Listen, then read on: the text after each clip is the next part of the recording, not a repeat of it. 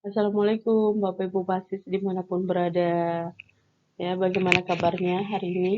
Semoga semuanya sehat-sehat ya Bapak Ibu Basis semuanya. Ya, ini adalah pertemuan ketiga kita untuk pelajaran Kompas dan Sistem Kemudi. Ya, pertemuan ketiga. Kalau di pertemuan kedua kemarin kita ngebahas tentang kompas magnet, ya, jenis-jenis kompas magnet dan lain sebagainya. Sekarang kita di pertemuan ketiga akan membahas tentang kompas magnet basah.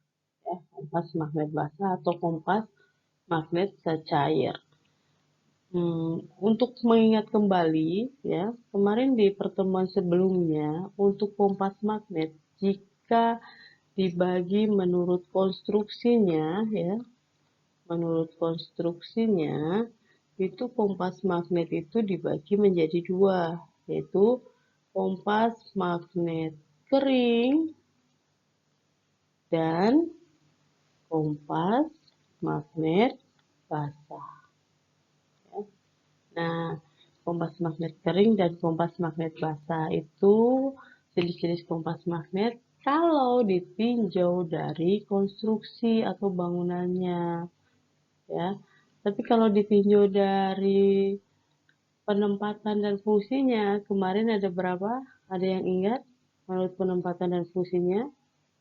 Ya, kalau menurut penempatan dan fungsinya itu dibagi menjadi tiga, yaitu pedoman standar, standar kompas, itu berarti posisinya ada di atas anjungan. Terus ada apa? Pedoman kemudi atau steering kompas, berarti posisinya ada di depan roda kemudi. Dan ada pedoman cadangan atau spare kompas. Di mana pedoman cadangan atau spare kompas ini difungsikan untuk mengganti jika salah satu baik itu pedoman kemudi maupun pedoman standarnya ini ada kerusakan secara fisik, ya. Nah, kita balik lagi ke pedoman magnet menurut konstruksi. Menurut konstruksinya ada yang kering, ada yang basah. Kita bahas dulu yang pertama adalah yang pedoman magnet basah atau zat cair. Pedoman atau kompas, ya, zat cair ini, ya. Jadi di dalam piringannya atau piringannya ini, ya, piringan dari kompasnya ini itu berada dalam zat cair. Jadi dalam kompas kan ada piringan, piringannya itu berada dalam zat cair. Nanti kita bahas untuk bagian-bagian dari pedoman magnet, ya. Nah, yang pertama di sini piringan kompasnya ini berada dalam zat cair. Nah, untuk itu ketel pedoman atau kompas ini harus benar-benar kedap air. Ketel pedomannya itu harus benar-benar kedap air karena ada cairannya di situ. Dan pastinya konstruksinya, bangunannya ini harus lebih kuat dibanding dengan pedoman magnet kering. Ya. Nah, secara umum, fungsi dari cairan ini, fungsi dari cairan yang ada dalam ketel, ya, pada pedoman magnet basah ini adalah untuk meredam getaran-getaran kapal. Ini secara umumnya, ya, untuk meredam getaran-getaran kapal. Sehingga apa? Sehingga piringan kompasnya ini akan lebih tenang, ya. Jadi untuk piringan kompas, piringan pada pedomannya ini, dia harus punya dua sifat, ya, yaitu tenang dan peka. Nah, dengan adanya cairan ini, maka dia akan meredam getaran-getaran sehingga apa? Sehingga piringannya akan lebih tenang. Nah, selain itu, ya, cairan ini yang ada dalam pedoman magnet basah ini ada fungsi lain, yaitu apa? Ya, untuk mengurangi kemungkinan kerusakan pada semat, ya, pada mawar pedoman, ya. Jadi secara umum fungsi cairannya di sini adalah untuk meredam getaran-getaran kapal sehingga piringan pedomannya itu akan lebih tenang, ya.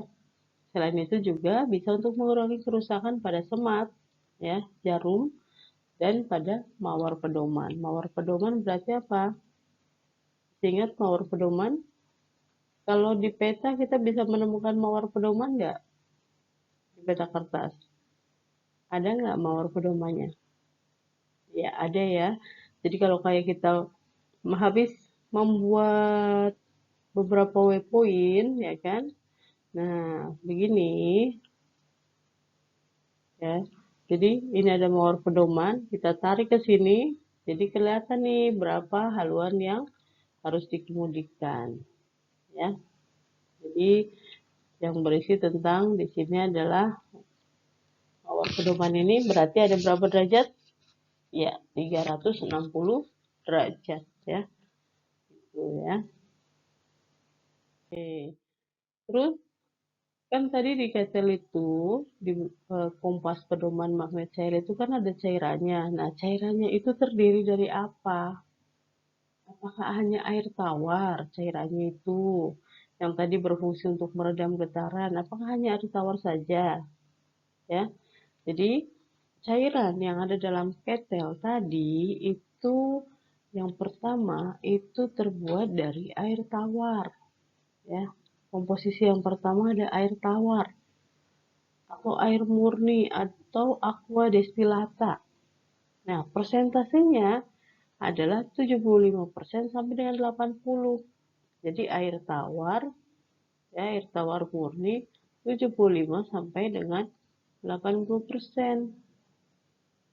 Terus untuk ether atau alkohol murni yang 100% berapa persentasenya? Untuk alkohol murni yang kandungannya 100% ini adalah persentasenya antara 20 sampai 25. Jadi air tawarnya antara 75 sampai dengan 80, ya. Tidak boleh kurang dari 75 tapi juga tidak boleh lebih dari 80.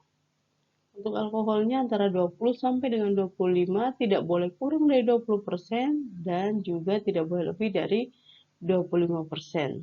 Contohnya, kalau aqua destilatanya di sini air tawarnya 75%, berarti alkoholnya 25%.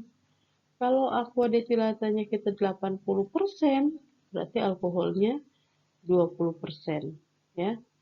Nah, ini komposisi untuk cairan pada pedoman magnet cair. Nah, ada ruangan dalam kompas, ya, dalam ketel kompas ini, di mana ini loh tidak boleh terisi oleh udara. Ya, jadi kalau cairannya berkurang, otomatis di situ ada gelembung-gelembung air. Nah, ini diharapkan jangan sampai terjadi. Kenapa? Karena ini bisa mengakibatkan korosi. Ya, selain itu, ya, kalau ada gelembung-gelembung air karena tadi cairannya berkurang, ya, di sini bisa mengurangi ketenangan dari piringan pedoman. Ya, kan tadi salah satu fungsinya juga untuk memberi ketenangan pada piringan pedoman cairannya, ya, agar piringan pedomannya lebih tenang.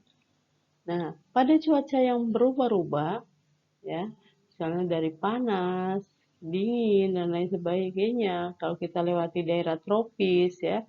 Nah, rongga udara tadi, karena berkurangnya cairan tadi yang dalam ketel kompas tadi, ini bisa mengakibatkan mawar pedomannya berubah bentuk atau melengkung, ya. Jadi kalau kita masuk daerah yang perubahan cuacanya cukup cepat dari dingin, panas, dan lain sebagainya, karena adanya rongga udara tadi, ini bisa mengakibatkan mawar pedomannya pada kompas ini, ya, itu menjadi berubah bentuk atau melengkung, ya. Jadi komposisi cairannya tadi air tawarnya 75 sampai dengan 80%, alkoholnya 20 sampai dengan 25%, ya. Nah, kenapa harus ada alkoholnya? Kenapa sih nggak cairan aja, cairan dari air tawar saja? Nah, kenapa harus ada alkohol? Di sini ada kegunaan dari alkohol yang dicampurkan dalam air tawar tadi untuk isi dari pedoman magnet cair. Nah, kegunaan alkohol yang pertama di sini, ya, kegunaan alkohol yang pertama di sini adalah untuk menurunkan titik beku air, ya, untuk menurunkan titik beku air. Hal ini sangat berguna apabila kapalnya berlayar di tempat-tempat lintang tinggi atau daerah yang mengalami musim dingin. Sehingga apa? Cairan dalam pedoman ini tidak mudah membeku. Bayangkan kalau isinya hanya air tawar, terus kita berlayar di daerah yang mengalami musim dingin. Air dalam kompas tersebut pasti akan ikut ngebeku, ya. Maka di sini diberikanlah campuran alkohol dengan kandungan berapa? 100% alkoholnya. Berapa persentasenya? 20-25%. Biar apa? Biar titik beku cairan tadi turun, ya. Itu yang pertama, fungsi dari alkohol yang pertama. Terus yang kedua, untuk mengurangi kemungkinan korosi dari bagian-bagian dalam ketel, ya, untuk mengurangi korosi dari bagian-bagian dalam ketel. Jadi campuran alkohol ini berfungsi pertama untuk menurunkan titik beku air kalau kita berlayar di lintang-lintang tinggi atau daerah musim dingin. Yang kedua, untuk mengurangi kemungkinan korosi dari bagian-bagian dalam ketel, ya. Nah, terus kalau misalnya cairannya berkurang, kita mau mengisinya bagaimana, ya? Apakah harus diturunkan ke darat atau harus orang darat yang mengisi, ya? Nah, sebenarnya ini bisa kita isi sendiri, ya. Caranya yang pertama adalah, ya, untuk menambahkan air sulingan ke dalam ketel. Jika air di ketel itu berkurang, yang dapat diketahui dengan adanya apa? Gelembung-gelembung udara di atas cair tersebut. Kalau ada gelembung-gelembung udara, oh berarti cairannya berkurang nih. Terus kita harus bagaimana? Pertama, kita miringkan kompas magnetnya. Sehingga di pinggiran itu ada lubang pengisi, ya. Nah, kemudian baru kita buka baut penutupnya. Terus masukkan dengan cepat cairan tadi, ya, dengan alat pengisi cairan atau menggunakan alat suntik sampai penuh, ya, sampai penuh. Terus pastikan gelembung udaranya sudah hilang. Dengan cara apa? Dengan cara luber ini cairannya, ya. Jadi kita harus pastikan bahwa gelembung udaranya sudah hilang. Jangan cuma ngisi pas banget, ya kan? Nggak sampai luber. Karena pada saat nggak sampai luber, kita kembalikan ke posisi semula, itu biasanya masih ada gelembung-gelembung udaranya. Makanya kita harus pastikan sampai luber biar nggak ada space lagi nih untuk gelembung udara di dalam tersebut, ya. Nah, apabila sudah tidak terlihat gelembung udara lagi, berarti kompas ini sudah siap digunakan. Nah, selanjutnya pastinya kita tutup lubang pengisi, ya, hingga benar-benar rapat dan juga kedap air. Kemudian, kembalikan posisi kompas dalam posisi horizontal. Nah, apabila masih ada gelembung udara, bagaimana? Ya, pada saat kita kembalikan ke posisi horizontal, ternyata masih ada gelembung udara nih, ya kan? Ya, ternyata masih ada gelembung udara, berarti kita ulangi lagi pekerjaan tadi sampai benar-benar kompas tadi terlihat bening sama sekali, nggak ada gelembung udaranya. Makanya harus isinya harus sampai luber, ya. Karena kalau nggak luber pasti masih ada. Terus berikutnya, ya, kadang-kadang juga zat cair ini tidak berkurang tetapi terjadi gelembung udara. Ini adalah yang namanya vakum akibat zat cair yang sifat pemuaiannya berlebihan. Nah, ini bisa mengakibatkan pengembunan pada kaca, di mana ini bisa menyulitkan pembacaan, ya. Itu adalah cara bagaimana kita mengisi cairan dalam pedoman magnet cair atau pedoman magnet basah. Pada pedoman magnet basah, ini ada prinsip kerjanya, ya, atau prinsip kerjanya. Jadi prinsip kerja pada pedoman magnet cair. Prinsip kerja yang pertama, piringan kompas ini diletakkan di atas pengapung, ya. Jadi piringan kompas ini diletakkan di atas pengapung, di bawah pengapung itu dipasang atau diletakkan magnet, ya. Keseluruhannya itu diletakkan dalam cairan sehingga apa? Sehingga bila berada dalam medan magnet bumi, piringannya ini dapat berputar dengan bebas. Karena piringannya tadi diletakkan di atas dari pengapung, ya. Nah, bila kapalnya diam, maka piringan pedomannya, ya, bila kapalnya dalam posisi diam, piringan pedomannya juga harus diam. Dengan skala derajat berapa? 360 utara, ya, atau menuju ke utara magnetis bumi. Nah, tepat dalam arah bidang lunas lingkar kapal, pada bagian dalam ketel kompas ini ditempatkan namanya garis layar atau garis layar. Garis layar atau garis layar itu apa? Ini adalah garis yang kita gunakan untuk membaca berapa sih haluan yang kita kemudikan, ya. Misalnya ini sebuah kompas, ya. Terus di sini ada sebuah garis pas di tengah-tengah karena posisinya harus tepat di bidang lunas lingkar kapal. Terus di sini ada mawar pedoman, ya kan, ke kompas.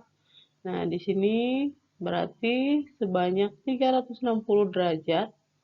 Nah, pada saat di sini tepat di sini misalnya di angka 320 atau 320, berarti haluan yang kita kemudikan adalah 320. Kalau pas di sini angkanya 020, oh berarti haluannya yang kita kemudikan adalah 020. Nah, bagaimana kita bisa tahu haluan yang kita kemudikan segini? Ya, kita lihat dengan garis layar. Nah, garis inilah yang namanya garis layar atau garis layar. Ya, difungsikan untuk membaca berapa haluan yang kita kemudikan. Ya.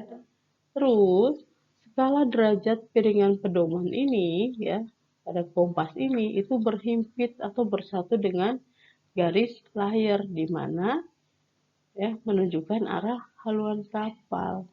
Jadi skala derajatnya tadi yang berhimpit dengan garis layar. Jadi di situ menunjukkan berapa sih haluan yang dikemudikan, ya. Nah, di sini ada kemungkinan terjadinya kesalahan pada kompas magnet basah, ya. Jadi ada kemungkinan terjadinya kesalahan pada kompas magnet basah. Yaitu apa?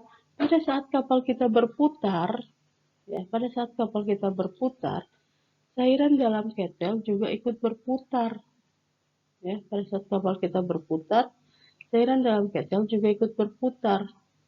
Nah, gaya putar tersebut, ya, gaya putar tersebut itu yang paling besar, ya, itu yang posisinya ada di dekat dengan dinding ketel.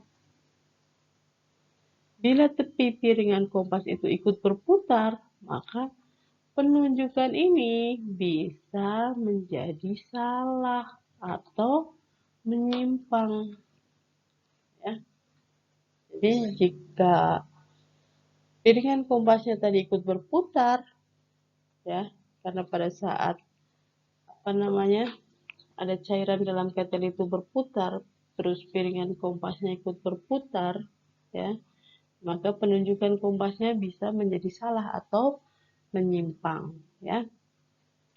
Ya, Bapak Ibu pasti semuanya, untuk pertemuan hari ini, ya, kita cukup.